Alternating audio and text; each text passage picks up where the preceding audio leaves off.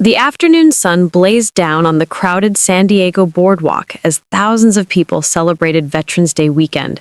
Street performers entertained families, food vendors filled the air with the aroma of barbecue and funnel cakes, and everywhere you looked, proud Americans wore red, white, and blue. It was the kind of day that made you feel grateful to live in the land of the free, where heroes walked among us, some obvious, others hidden in plain sight. Commander Sarah Chen moved through the crowd with the quiet confidence of someone who had spent years in the world's most dangerous places. At 5'6" with an athletic build, she didn't immediately command attention, but there was something in her posture, the way she carried herself, that spoke of discipline and strength. Her dark hair was pulled back in a simple ponytail, and she wore what appeared to be a Navy SEAL dress uniform, complete with the distinctive trident pen that marked her as one of America's elite warriors. But here's where our story takes its first dramatic turn. You see, Sarah wasn't supposed to be there. Not in that uniform, not in that place, and certainly not drawing the attention she was about to receive. Because what started as a simple walk through a Veterans Day celebration was about to become a confrontation that would shock everyone present and reveal secrets that had been hidden for over a decade. As Sarah paused near a memorial display, taking a moment to read the names of fallen service members, she felt eyes watching her. It started as curious glances. After all, female Navy SEALs were incredibly rare, and seeing one in dress uniform was unusual. But those glances quickly turned into something more intense, more suspicious. "Excuse me, ma'am." The voice behind her was sharp, authoritative. Sarah turned to see a tall man in his 40s approaching her, flanked by two others. All three wore the casual clothes of civilians, but their bearing screamed military. The lead man, who had sandy brown hair and the kind of tan that comes from years in the California sun, extended his hand not in greeting, but in demand. "I'm Staff Sergeant Mike Rodriguez, Marine Corps Reserve. Could I see your military identification?" The crowd around them began to take notice. People stopped their conversations, children stopped running, and an invisible circle began to form around the confrontation. Sarah's expression remained calm, but those who knew how to read such things might have noticed the slight tightening around her eyes. "Excuse me, Sergeant, but I'm not sure why you need to see my identification. Is there a problem?" Rodriguez stepped closer, his voice rising just enough for the gathering crowd to hear. "The problem, lady, is that you're wearing a uniform you have no right to wear. Female Navy SEALs? Come on, we all know that's not a real thing. So either you're some kind of wannabe playing dress-up, or you're committing stolen valor, which is a federal crime." The accusation hit the crowd like a physical blow. Murmurs rippled through the assembled people. Some nodded in agreement with Rodriguez. After all, everyone knew Navy SEALs were an all-male unit. Others looked uncomfortable, unsure of what they were witnessing. A few people began recording with their phones, sensing that something significant was happening. Sarah's jaw tightened almost imperceptibly. For a moment, she said nothing, simply studying the three men who had confronted her. Finally, she spoke, her voice carrying a tone that anyone with military experience would recognize as barely controlled authority. "Staff Sergeant Rodriguez," she said, emphasizing his rank in a way that somehow made it sound insignificant, "I understand your concern about stolen valor. It's a serious issue that dishonors real veterans. However, I can assure you that I have every right to wear this uniform." Before we jump back in, tell us where you're tuning in from, and if this story touches you, make sure you're subscribed, because tomorrow I've saved something extra special for you. Rodriguez wasn't backing down. If anything, Sarah's calm response seemed to fuel his anger. "Every right, lady? I've been in the Corps for 12 years. My buddy here," he gestured to a stocky man with a crew put, "is Army Special Forces, and Jake," he nodded toward a lean individual with sharp eyes, "just got out of the Navy after 8 years. Between the three of us, we know military. And we know fake when we see it." The crowd was growing larger now, and Sarah could see people pulling out their phones, recording what they clearly believed was about to be an epic takedown of someone committing stolen valor. In the age of social media, these confrontations had become viral sensations, and everyone wanted to capture their piece of internet justice. Ma'am, the Army Special Forces veteran stepped forward, his voice slightly more diplomatic than Rodriguez, but equally firm. We're not trying to embarrass you, but this is serious. If you purchased that uniform online or got it from some surplus store, just admit it. We've all seen the videos of people pretending to be something they're not to get free meals or attention, but wearing Navy SEAL insignia, that crosses a line. Sarah looked around at the faces surrounding her. She saw anger, suspicion, curiosity, and in a few faces, something that might have been sympathy. She realized that to these people, to these well-meaning veterans who thought they were protecting the honor of their service, she looked exactly like what they were accusing her of being, a fake. The irony wasn't lost on her. Here she stood, a woman who had literally written the book on several classified naval operations, a woman who had bled for her country in places most Americans couldn't find on a map, being accused of playing dress-up by men who, despite their own honorable service, had never operated at her level of classification. "Gentlemen," she said, her voice taking on a different quality now, something that made the three veterans unconsciously straighten up. "I appreciate your dedication to preventing stolen valor. It's a real problem, and veterans like you who are willing to confront it deserve respect. However, you're making assumptions based on incomplete information." Jake, the former Navy veteran, laughed harshly. Incomplete information? Lady, here's some complete information for you. There are no female Navy SEALs. Zero. None. It's not politically incorrect to say it, it's just fact.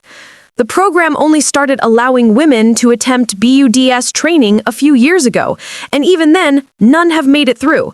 So, unless you're claiming to be some kind of time traveler, that trident on your chest is as fake as a $3 bill. The crowd murmured approval. Jake's statement was accurate based on public knowledge, and it seemed to settle the matter for most of the observers. Sarah could see the shift in the crowd's mood. They had moved from uncertainty to conviction. In their eyes, she had been caught red-handed. But Sarah Chen was not most people. She had spent the better part of 2 decades in situations where the wrong decision meant death, where split-second judgments determined whether missions succeeded or failed, whether teammates came home or didn't. She had learned to read people, to assess threats, and to maintain operational security even under extreme pressure. "You're absolutely right," Sarah said, surprising everyone. According to public information, there are no female Navy SEALs who have completed the traditional BUDS program. That's accurate. Rodriguez grinned triumphantly. "So you admit it? You're wearing a uniform you didn't earn, impersonating a service member, and committing stolen valor. Ma'am, you need to take that uniform off right now or we're calling the police." "I said you were right about public information," Sarah continued, unfazed by the interruption. "But there's a significant difference between public information and complete information. There are many aspects of military operations that aren't shared with the public, for obvious security reasons." The Army Special Forces soldier shook his head. "Oh, come on. Now you're going to tell us you're part of some secret program. That's exactly what every stolen valor case says when they get caught. Oh, it was classified. Oh, I can't talk about it. Lady, we weren't born yesterday." She reached into her jacket pocket, causing all 3 men to tense slightly. But instead of a weapon or some dramatic revelation, she pulled out a simple phone. "You know what? You're right to be skeptical. Anyone can claim anything. So let's clear this up right now." She began dialing a number, and Rodriguez stepped forward aggressively. "What do you think you're doing? Calling your lawyer, your story coach? This isn't going to save you from—" "Admiral Morrison's office, this is Petty Officer Collins," came a crisp voice from Sarah's phone, which she had put on speaker. A crowd could hear every word. Sarah's voice took on a completely different tone, formal, military, precise. "Petty Officer Collins, this is Commander Chen. I need to speak with Admiral Morrison immediately. I have a Code 7 situation requiring immediate verification of my identity and service record." There was a brief pause on the other end of the line. "Commander Chen! Ma'am, please hold while I get the Admiral." The 3 veterans looked at each other uncertainly. Code 7 wasn't a term most people would know, and Sarah had delivered it with the kind of automatic precision that comes from years of using military protocols. But Rodriguez wasn't ready to back down. "Anyone can make a phone call," he said, though his voice lacked some of its earlier conviction. "You probably have a friend pretending to be Commander Chen." The new voice on the phone was deeper, older, carrying the unmistakable authority of senior command. "Commander, I was just reviewing your after-action report from last month's operation. What's your status?" Sarah glanced at the three veterans, then at the crowd recording everything. "Admiral, I'm currently at a Veterans Day event in San Diego, and my service record and right to wear the uniform are being questioned by some concerned veterans.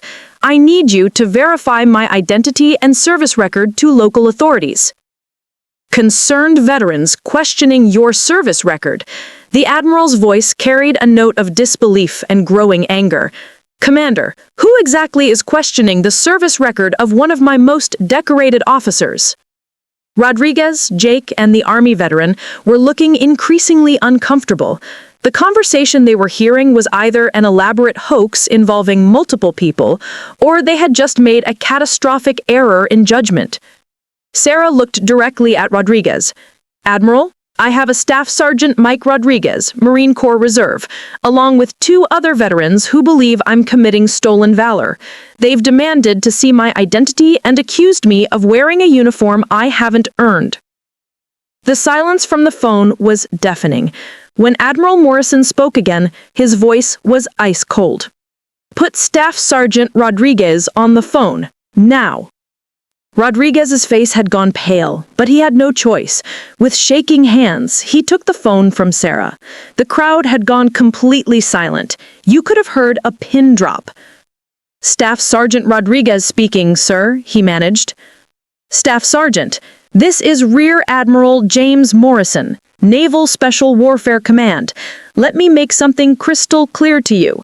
The woman you just accused of stolen valor is Commander Sarah Chen, one of my most decorated officers in the United States Navy. She has completed more classified operations than you have years of service, and she has earned every single ribbon, medal, and insignia she wears. Do I make myself clear?" Rodriguez's hand holding the phone was visibly shaking now. "Sir, we didn't know. The public records show that no women have completed SEAL training." "Staff Sergeant," the Admiral's voice cut through the air like a blade. "What you don't understand is that Commander Chen didn't go through the traditional SEAL training pipeline because she didn't need to. She was directly recruited into naval special warfare after demonstrating capabilities that surpass most of our male operators. Her existence and service record are classified at levels you don't have clearance to access. But what I can tell you is this. Commander Chen currently holds security clearances that exceed those of most general officers. She has served in more combat zones than the 3 of you combined, and as of her last promotion 6 months ago, she outranks every single person at that event, including any law enforcement officers you might be thinking of calling." The weight of Admiral Morrison's words settled over the crowd like a heavy blanket. People who had been recording, expecting to see a stolen valor takedown, were now realizing they were witnessing something entirely different. The public exposure of a classified military officer whose very existence had been a state secret. Jake, the former Navy veteran, was the first to find his voice. "Sir, with all due respect, we were just trying to protect the honor of the service?" Admiral Morrison's voice cracked like a whip. "Son, you just accused one of the Navy's most valuable assets of being a fraud in front of dozens of people with cameras.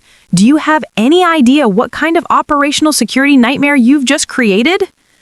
Sarah, who had remained remarkably calm throughout the entire confrontation, held up her hand. The gesture was subtle, but something about it immediately commanded attention from everyone present. "Admiral," she said, taking the phone back from Rodriguez, "I understand the security concerns, but these veterans were acting in good faith. They saw what they believed was someone dishonoring the uniform, and they took action. That's exactly what we'd want them to do in a real stolen valor situation. Commander Chen, the Admiral's voice was stern, your generosity toward these men doesn't change the fact that they've potentially compromised a classified identity. I'm going to need a full report on this incident, and we're going to have to consider whether your cover has been blown. The crowd was hanging on every word. The idea that they were witnessing the exposure of a classified military officer was almost too much to process. People who had come to enjoy a simple Veterans Day celebration were now part of something that felt like it belonged in a spy novel. Sarah looked around at the faces surrounding her, no longer suspicious or angry, but amazed, confused, and in some cases, ashamed.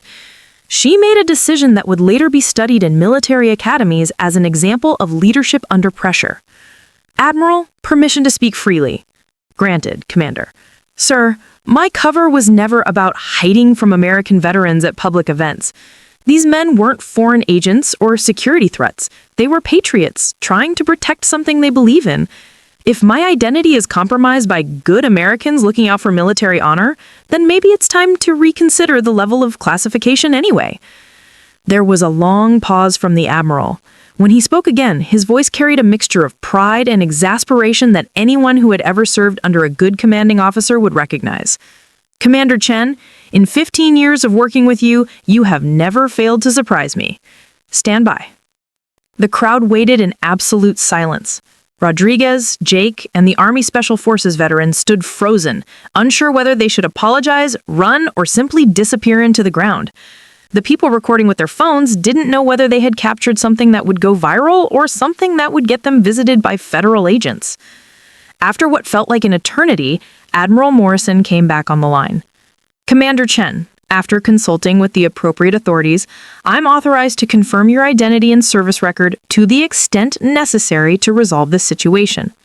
Staff Sergeant Rodriguez, are you still there? Rodriguez took the phone with trembling hands. Yes, sir. Staff Sergeant, what I'm about to tell you is not classified, but it's not widely publicized either. Commander Chen was recruited into naval special warfare through a program that runs parallel to traditional SEAL training. This program identifies individuals with exceptional capabilities and brings them directly into special operations roles. Commander Chen completed this program 12 years ago and has since served in operations across 4 continents. She holds the Navy Cross, 2 Silver Stars, and a Purple Heart, among other decorations. Her current rank is Commander, 05, which means she outranks approximately 97% of all active-duty military personnel.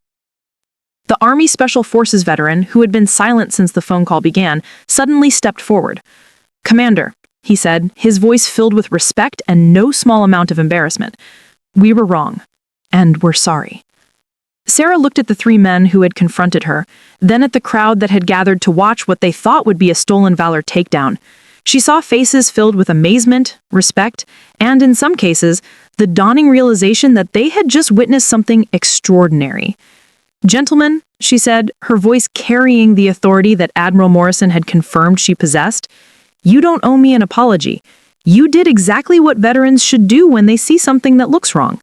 The fact that you were wrong in this specific case doesn't change the fact that you were right to speak up. She handed the phone back to Rodriguez one more time. Admiral, these veterans were protecting military honor. I recommend that this incident be logged as a positive example of veteran vigilance, not as a security breach. Admiral Morrison's chuckle could be heard by the entire crowd.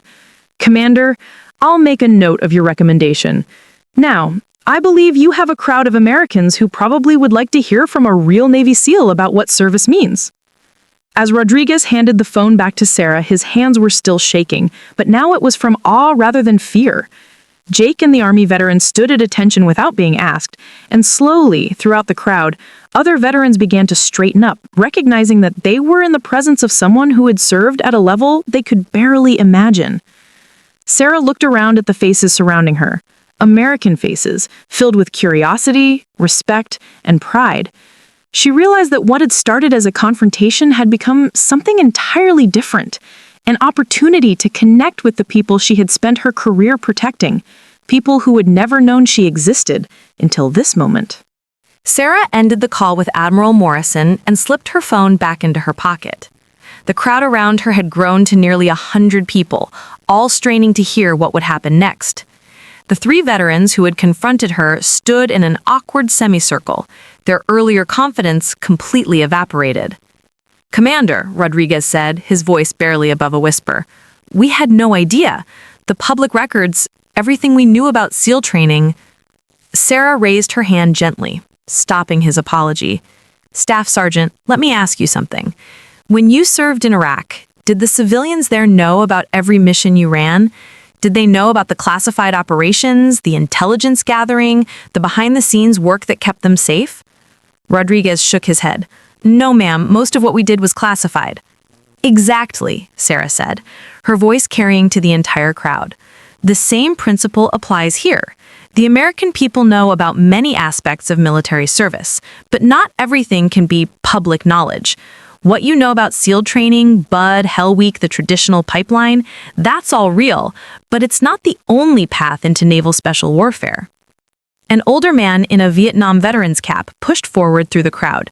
"Commander, if you don't mind me asking, how is it that we've never heard of female SEALs? I mean, if you've been serving for 12 years. Sarah smiled at the elderly veteran, recognizing a kindred spirit. "What's your name, sir?" "Master Sergeant Tom Hawkins, retired Air Force." "Master Sergeant Hawkins, let me ask you this. During Vietnam, did the public know about every special operations unit? Did they know about the Studies and Observations Group, about cross-border missions into Cambodia and Laos?" Hawkins' eyes widened with understanding. "Not until years later. Some of it's still classified." "Exactly," Sarah nodded. "The program I came through was developed in response to specific operational needs that emerged after 9/11. We found that certain missions required capabilities that traditional training pipelines weren't producing fast enough. So the Navy created a parallel program, smaller, more selective, and completely classified." Jake, who had been listening intently, stepped forward. "But Commander, why the secrecy? Why not announce that women were succeeding in special operations?" Sarah's expression grew serious. "That's actually a great question, and the answer has to do with operational security and enemy intelligence. Think about it this way. If our enemies know that a particular demographic isn't supposed to be in certain roles, they won't be looking for those people. A woman in certain parts of the world can move through areas where men would be immediately suspect. That advantage disappears the moment you announce her existence." The crowd was completely absorbed now. This wasn't just a story about stolen valor. It was a glimpse behind the curtain of modern warfare, a peek at the hidden machinery that kept America safe. A young woman, probably in her 20s, called out from the back of the crowd, "Commander Chen, can you tell us about any of your missions?" Sarah chuckled. "Nice try, but no. Most of what I've done remains classified, and it's going to stay that way. But I can tell you this. The men and women in our armed forces, the ones you see and the ones you don't, are doing incredible work every single day to keep this country safe.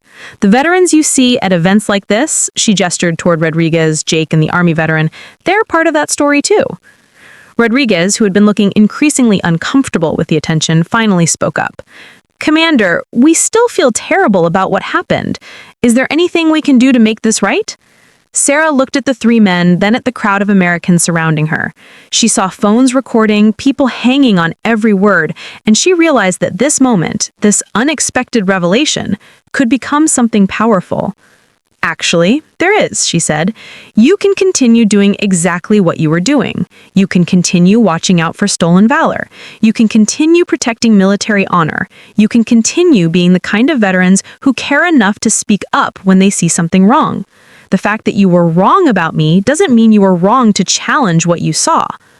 The Army Special Forces veteran, who had introduced himself earlier but had been largely quiet since Admiral Morrison's call, finally spoke up. "Commander, there's something I don't understand. If your program is so classified, why did Admiral Morrison authorize revealing your identity today?" It was a perceptive question, and I could see that several people in the crowd were wondering the same thing. She considered her answer carefully. "That's classified," she said with a smile, drawing laughter from the crowd. "But I will say this. Sometimes operational security has to be balanced against other considerations. Today, maintaining my cover would have meant allowing 3 good veterans to be embarrassed and humiliated in front of a crowd of Americans. It would have meant letting people believe that military honor was being violated when it wasn't. Sometimes the mission is more important than the secret. Master Sergeant Hawkins raised his hand like he was back in a military briefing. Commander, I've got to ask, and forgive an old Air Force guy for being curious about Navy operations, but what was it like being the only woman in your unit? Sarah's expression grew thoughtful. Master Sergeant, that assumes I was the only woman. Remember, this program has been running for over a decade. I wasn't the first, and I wasn't the last. The crowd erupted in surprised murmurs. The young woman who had asked about missions earlier pushed forward. There are others? I can neither confirm nor deny the existence or number of personnel in classified programs, Sarah replied with military precision, but her slight smile suggested there was more to the story than she could tell. Jake shook his head in amazement. This is incredible. I served 8 years in the Navy and I never heard even a whisper about this. That's because it worked, Sarah said simply. Good operational security means that people who don't need to know, don't know. That includes most military personnel. The number of people with clearance to know about this program could fit in a small conference room. A middle-aged man wearing a Marine Corps t-shirt called out, "Commander, how do we know you're not just making all this up? I mean, anyone could have someone pretend to be an admiral on the phone." It was a fair question, and Sarah respected the skepticism. Without hesitation, she pulled out a leather wallet and extracted a military ID card, holding it up for the crowd to see. "This is my current military identification," she said. "It shows my rank as Commander 05 and my security clearance level. Staff Sergeant Rodriguez, you asked to see my ID earlier. Would you like to examine it now?" Rodriguez took the ID with reverent care, studying it closely. Jake and the Army veteran looked over his shoulders. After a moment, Rodriguez looked up, his face pale. "This is real," he said quietly. "The security features, the clearance level, the biometric data, this is absolutely genuine." Jake was staring at the ID in amazement. "Commander, your clearance level is higher than my commanding officer's was, higher than anyone I ever served with." Preparing and narrating this story took us a lot of time, so if you're enjoying it, subscribe to our channel. It means a lot to us. Now back to the story. Sarah took her ID back and returned it to her wallet. "Gentlemen, ladies, I want to be clear about something. My clearance level, my missions, my service record, none of that makes me better than any other veteran. It just makes me different. The Marine who guarded a base in Afghanistan, the sailor who maintained engines on a destroyer, the Air Force technician who kept communications running, we all served. We all raised our right hand and swore an oath to defend this country. The only difference is what we were asked to do after that oath." The elderly Vietnam veteran nodded approvingly. "Spoken like a true leader, Commander." But the Marine in the t-shirt wasn't satisfied. "Okay, so let's say everything you're telling us is true. Let's say you're this super secret Navy SEAL with top secret clearance. Why are you here? Why risk exposing yourself at a public event?" Sarah was quiet for a long moment, looking around at the faces surrounding her. When she spoke, her voice carried a different quality, softer, more personal. "Because I'm a veteran too. Because Veterans Day isn't just about the veterans people know about. It's about all of us. I've spent 12 years serving my country in ways that most people will never know about, in places that don't appear on any official record, doing things that will never be acknowledged publicly. But I'm still an American veteran, and I still want to honor the men and women who served alongside me, even if most of them don't know I exist." The crowd was completely silent now. The raw honesty in Sarah's voice had cut through all the questions, all the skepticism, all the amazement, and touched something deeper. "Besides," she added with a slight smile, "it's not like I can go to the VFW and swap war stories." The laughter that followed was warm and understanding.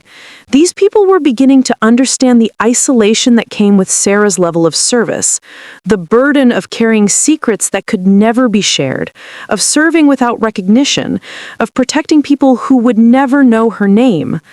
A woman in the crowd wearing scrubs that suggested she was a nurse or medical professional called out, "Commander, what's it like carrying those secrets?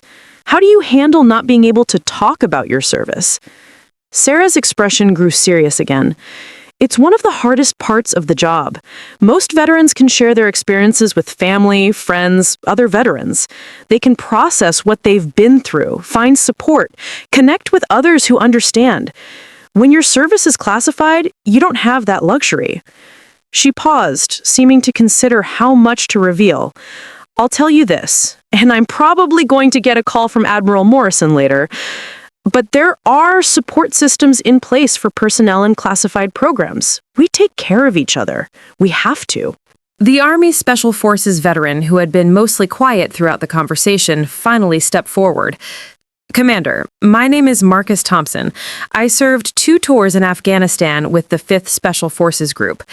What you're describing, the isolation, the inability to process your experiences, that sounds like it could create some serious psychological challenges." Sarah looked at Marcus with respect. "Sergeant Thompson, that's a very perceptive observation, and you're absolutely right. The psychological cost of classified service can be significant." She turned to address the entire crowd. "One of the things people don't understand about special operations, whether it's classified programs like mine or conventional special ops like what Sergeant Thompson did, is that the hardest battles are often the ones you fight after you come home." The crowd was listening intently. This was getting into territory that went far beyond stolen valor or secret programs. This was about the human cost of military service. When you can't tell anyone what you've done, when you can't explain why you wake up in a cold sweat, when you can't share the memories that haunt you, it's isolating in a way that's hard to describe. At least conventional veterans can find others who've been through similar experiences. When your service is classified, you're often alone with your demons. An older woman in the crowd, who had been quietly listening, spoke up. "Honey, how do you cope? How do you handle that kind of isolation?" Sarah smiled at the woman, recognizing the maternal concern in her voice. "That's one of the kindest questions I've been asked today. The truth is, it's not easy, but I've learned that service isn't just about what you do, it's about why you do it. Every classified mission, every secret operation, every moment of isolation was worth it because it meant that families like yours could sleep safely at night." She gestured toward the crowd. "Look around at the faces here today. These are the people we serve for. Not for recognition, not for medals, not for parades, though those things are nice. We serve for the idea that children should be able to play in parks without fear, that families should be able to celebrate Veterans Day without worrying about attacks, that America should remain the land of the free." Rodriguez, who had been listening with growing respect and admiration, shook his head slowly. "Commander, when we confronted you earlier, we thought we were protecting military honor, but you've been protecting all of us in ways we never even knew about." "Staff Sergeant," she replied, "you were protecting military honor. What you did today was exactly right, even if your specific target was wrong. Stolen valor is a real problem. People who fake military service for personal gain dishonor everyone who's ever served. The fact that you were willing to confront what you thought was stolen valor shows that you understand the value of military service." Jake nodded enthusiastically. "Commander, we've learned more about military service in the last 30 minutes than we knew existed. But I have to ask, and I hope this isn't inappropriate, what happens now? I mean, your cover is blown, right? Doesn't this change everything?" Sarah considered the question carefully. "That's a fair question, and honestly, I don't know the complete answer yet. My superiors will have to evaluate whether my effectiveness has been compromised. But I'll tell you this. If my cover being blown means that some good Americans learn something about the depth and complexity of military service, then maybe it was worth it." She looked around at the crowd one more time. "You know, when I woke up this morning, I thought I was just coming to a Veterans Day celebration to pay my respects to fallen comrades. I never expected to have my entire career exposed in front of 100 people with smartphones." The crowd chuckled, but there was an undercurrent of concern. Many of them were beginning to understand that they had witnessed something significant, the accidental revelation of a classified military officer whose very existence had been a state secret. Marcus Thompson raised his hand. Commander, I have one more question, if you don't mind. Go ahead, Sergeant. Ma'am, you mentioned fallen comrades. In classified operations, how do you honor the memory of people whose service can never be acknowledged? The question hit Sarah like a physical blow. For the first time since the confrontation began, her composure cracked slightly. The crowd could see the pain that flashed across her face before she regained control. That, she said quietly, is the hardest part of all. The silence that followed Sarah's last statement was profound. Even the background noise of the Veterans Day celebration seemed to fade away as the crowd processed what she had just revealed. Here was a woman who couldn't even properly mourn her fallen comrades because their very existence was classified. Master Sergeant Hawkins, the Vietnam veteran, stepped forward. His weathered face showed the understanding of someone who had lost friends in combat and knew the importance of remembering them. "Commander," he said gently, "would you be willing to tell us about that? I mean, as much as you can?" Sarah looked at the memorial display that had started this entire confrontation, the wall of names of service members who had died in Iraq and Afghanistan. Her eyes traced over the engraved names, and for a moment, she seemed to be seeing different names, names that weren't on any public memorial. 3 years ago, she began, her voice barely above a whisper, I lost my partner on a mission in a country I can't name. We'd worked together for 4 years. He was the best operator I'd ever seen, and more than that, he was family. The kind of person who had your back no matter what, who could make you laugh even in the worst situations. The crowd was completely still. You could hear the distant sounds of the celebration, but here, in this circle, everyone was focused on Sarah's words. When he died, Sarah continued, there was no flag-draped coffin, no military funeral, no honor guard. His family was told he died in a training accident. They never knew he died a hero, saving civilians in a situation that will never be declassified. A woman in the crowd gasped softly. The reality of what Sarah was describing, soldiers dying as heroes but being remembered as training casualties, was almost too much to comprehend. His name isn't on any memorial wall, Sarah said, looking back at the display. It never will be. But he deserved better. They all deserved better. They all, Rodriguez asked quietly. Sarah's jaw tightened. In 12 years of classified operations, I've lost 11 teammates, 11 of the best men and women this country ever produced. Their families think they died in accidents, in training mishaps, in routine deployments.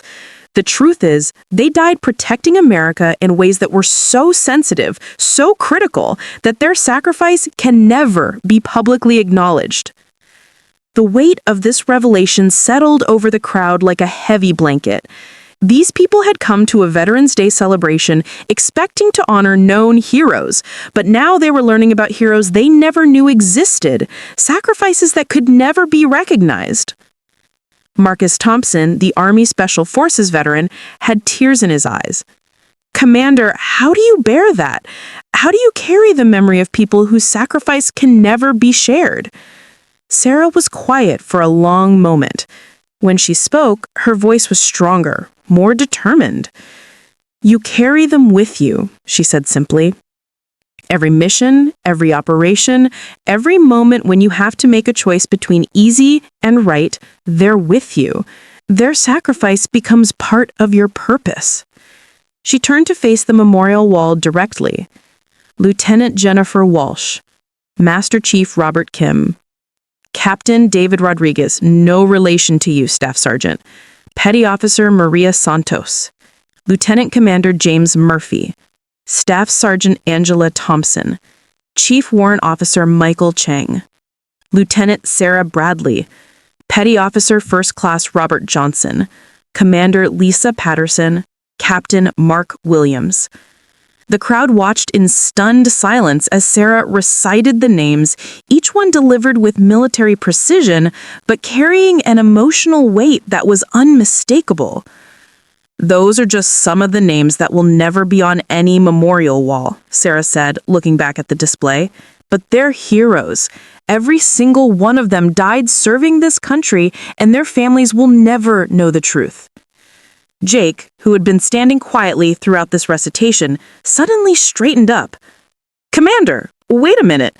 Did you say Lieutenant Commander James Murphy? When did he die?"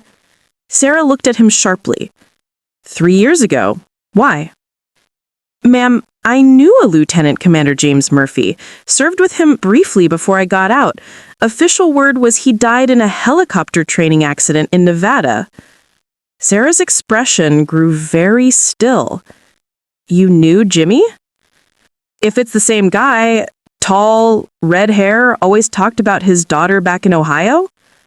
"Amanda. Her name was Amanda. She was 7 when he died." Jake's face went pale. "Commander, I was at his funeral. I watched his wife and little girl cry over a coffin, thinking he died in a pointless training accident. You're telling me he died a hero?" "He died saving 43 civilians from a terrorist attack," Sarah said quietly. "But that information is so classified that even I'm not supposed to confirm it." The crowd was processing what they had just heard in stunned silence. A man they had mourned as a training casualty had actually died a hero, but his family would never know. The implications were staggering. Jake was shaking his head slowly. His wife, Karen, she was so angry. She couldn't understand how such an experienced pilot to die in a routine training flight. She kept saying it didn't make sense, that Jimmy was too good to make that kind of mistake. She was right, Sarah said. Jimmy didn't make a mistake. He made a choice. He chose to save those civilians, knowing it would cost him his life. A young man in the crowd, probably in his 20s, called out, "Commander, this is insane. How many families are out there thinking their loved ones died in accidents when they actually died as heroes?" Sarah looked at him with an expression that mixed sadness and determination. "Too many. Far too many." "But why?" an older woman asked. "Why can't their families know the truth? Why can't they have the honor they deserve?" "Because," Sarah said, "the operations they died in are ongoing. The intelligence they gathered, the threats they neutralized, the assets they protected. Revealing the truth about their deaths would compromise active operations and potentially cost more lives." Marcus Thompson nodded slowly. "It's a horrible calculus. Honor the dead and risk the living. Or protect the living and dishonor the dead." "Exactly," Sarah confirmed. "And in that calculation, the needs of national security have to come first. But that doesn't make it easier." Rodriguez, who had started this entire confrontation, looked like he was struggling with everything he had learned. "Commander, I need to ask you something, and I hope it's not out of line." "Go ahead, Staff Sergeant." "Ma'am, why are you telling us all this? I mean, if it's classified, if revealing this information could compromise operations, why are you sharing it with a crowd of strangers?" It was a perceptive question, and Sarah considered it carefully before answering. "Because," she said finally, "I think the American people deserve to understand the true cost of their freedom. Not the details, I'm not compromising any active operations here, but the reality that there are men and women serving and dying in ways that can never be acknowledged. This wall represents the tip of the iceberg. For every name you see here, there are others whose sacrifice was so sensitive, so critical to national security, that they can never be publicly honored. The American people should know that such heroes exist, even if they can never know their names." A middle-aged man wearing a Navy cap stepped forward. "Commander, I'm retired Navy myself, spent 22 years in the service. What you're describing, this level of sacrifice without recognition, it goes against everything we're taught about military honor." Sarah nodded. "Captain, I can tell by your bearing you are an officer. You're absolutely right. Military honor is built on recognition, on ceremony, on the idea that service and sacrifice will be remembered and acknowledged. What I'm describing breaks that covenant. Then how do you justify it? I don't, Sarah said simply. I can't. Justify asking someone to die for their country and then pretending they died in an accident. I can't justify telling families that their heroes were training casualties. I can explain it, operational security, national security interests, ongoing classified programs, but I can't justify it morally. The retired Navy officer studied her for a moment. But you keep serving anyway. I keep serving anyway, Sarah confirmed, because the alternative is worse. Because if we don't do these missions, if we don't take these risks, more people die. American civilians, foreign civilians, other service members who would have to fight the battles we prevent. Master Sergeant Hackins, who had been listening intently, shook his head. Commander, in Vietnam, we had plenty of classified operations. Some of them are still classified today. But even the most secret missions, when someone died, their family knew they died serving their country. This is something else entirely. You're right, Master Sergeant. The level of compartmentalization in modern classified operations has reached a point where we're essentially creating ghost soldiers, people who serve and die in complete secrecy. A woman in the crowd, who had been quietly crying during Sarah's recitation of names, spoke up. Commander, my son is in the Navy. He's deployed right now, somewhere in the Pacific. How do I know he's not involved in something like this? How do I know that if something happens to him, I'll get the truth? Sarah's expression softened with compassion. Ma'am, what's your son's rating? What does he do in the Navy? He's a sonar technician on a destroyer. Then you don't have to worry, Sarah said gently. The kind of operations I'm talking about involve very specific, very small units. Your son is serving honorably in conventional naval operations, and if anything happens to him, you'll be told the truth. The relief on the woman's face was visible, but it was followed by another question. But other families, other mothers and fathers, they're not getting that truth? Some aren't, Sarah admitted, and that's the burden I carry every day. Jake, who had been processing the revelation about Lieutenant Commander Murphy, suddenly looked up. Commander, you said you're not supposed to confirm details about classified deaths, but you just told me about Jimmy Murphy. Why? Sarah was quiet for a moment. Because you knew him. Because you watched his family mourn without knowing the truth. Because maybe, somewhere in the gray areas of operational security, there's room for human compassion. She paused, then continued. Jake, you can never tell Karen Murphy what you learned today. It would compromise ongoing operations and potentially put other operators at risk. But now you know. You know that Jimmy died a hero, that his death had meaning beyond what anyone realized. That's a hell of a burden to put on someone, Jake said quietly. It's a hell of a burden to carry, but it's the reality of modern warfare. The crowd was grappling with these revelations in different ways. Some people looked overwhelmed by the complexity of what they were learning. Others seemed angry at the system that would deny families the truth about their loved ones' sacrifices. Still others appeared to be gaining a new understanding of the true cost of national security. An elderly man who had been listening silently throughout the conversation finally spoke up. Commander, I served in World War II, Pacific Theater. We had secrets too, things we couldn't talk about until decades later. But what you're describing sounds different. Different how, sir? In my day, if you died serving your country, your family knew you died serving your country. They might not know the details, but they knew it was honorable service. What you're talking about, making families think their heroes died in accidents, that's not protecting secrets. That's rewriting reality. Sarah nodded slowly. You're absolutely right, sir. And that's one of the hardest aspects of modern classified operations. We've moved beyond protecting operational details to protecting the very existence of the operations. Is that necessary? Rodriguez asked. Sometimes, Sarah said.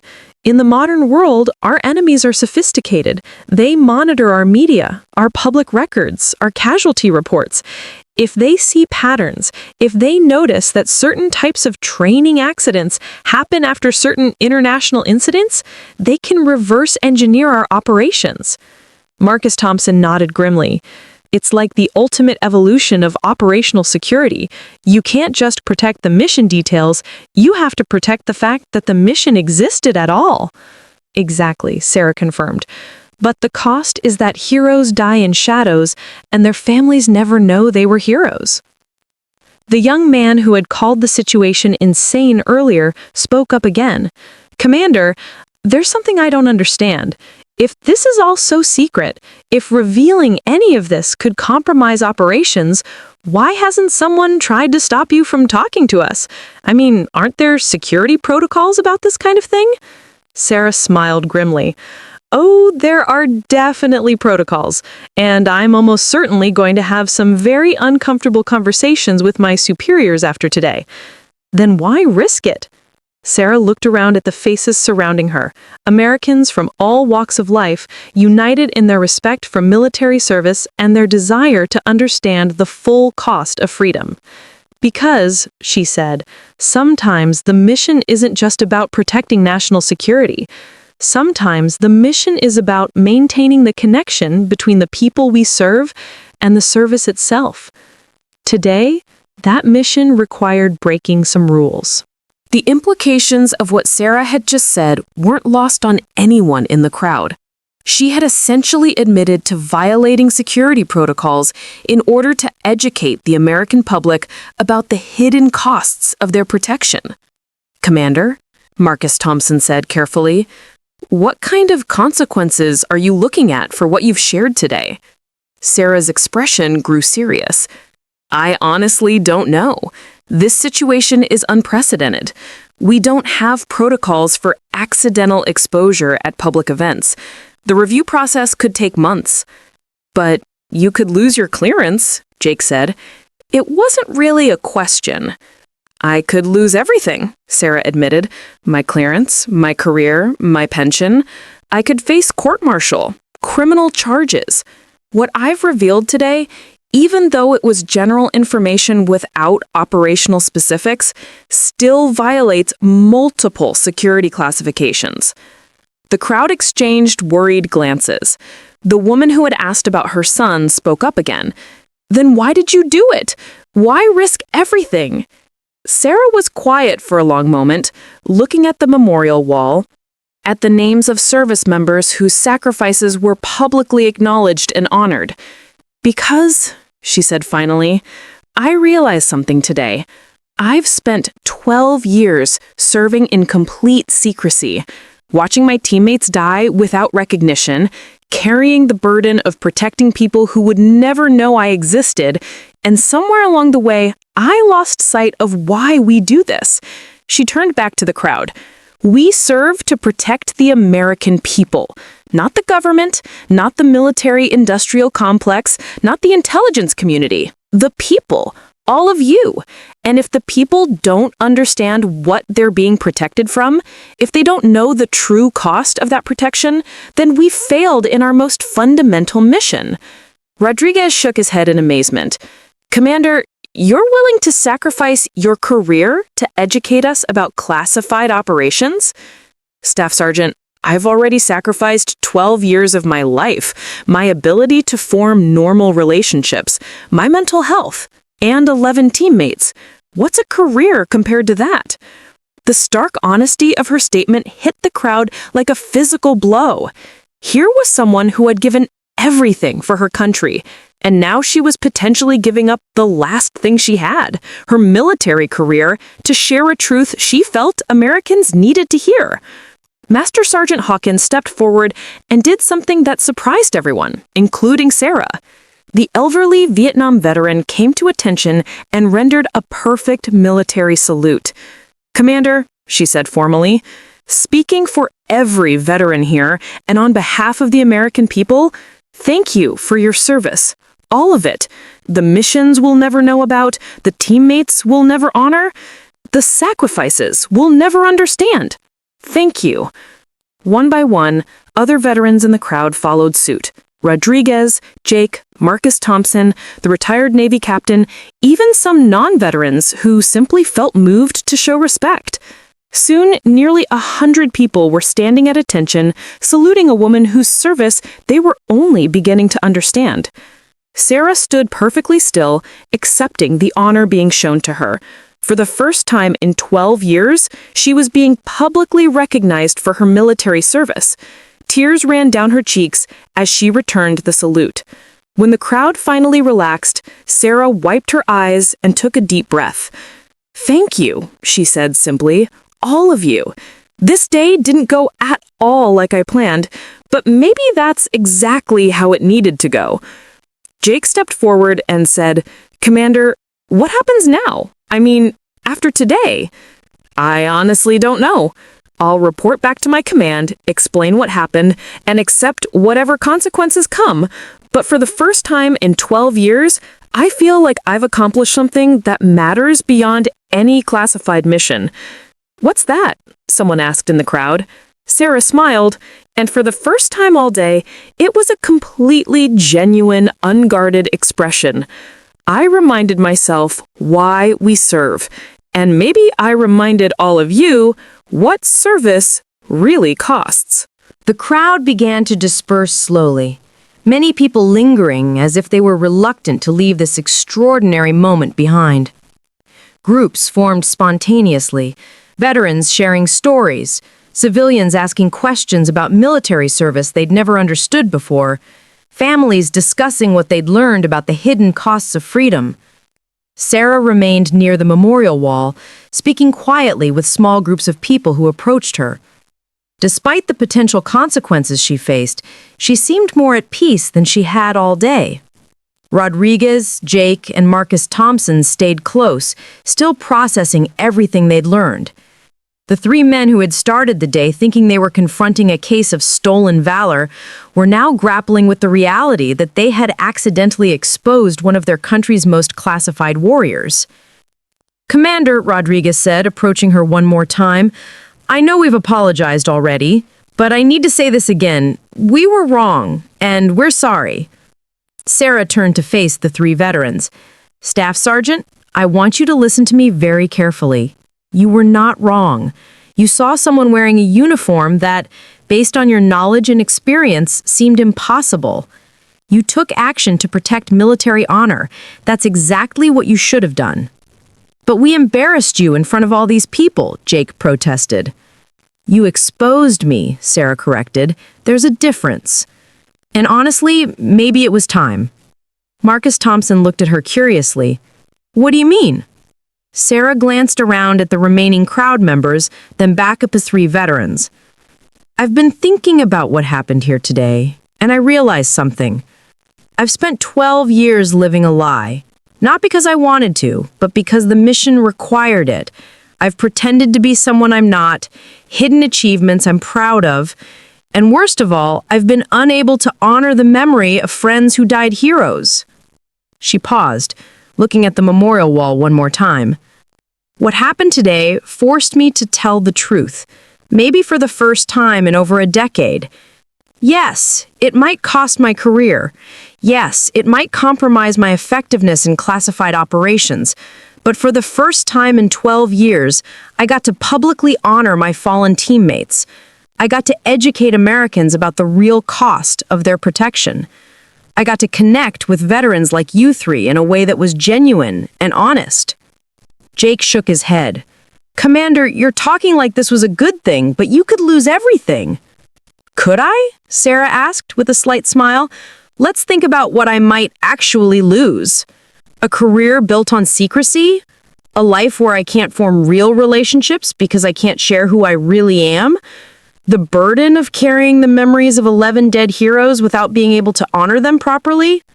Master Sergeant Hawkins, who had been listening from nearby, approached the group. "Commander, you sound like someone who's already made peace with the consequences."